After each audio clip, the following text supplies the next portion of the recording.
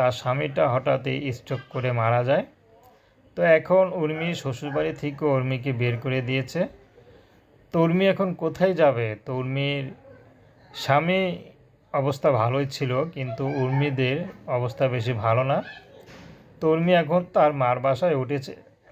তার মধ্যে তার বাবা নেই, মা আছে।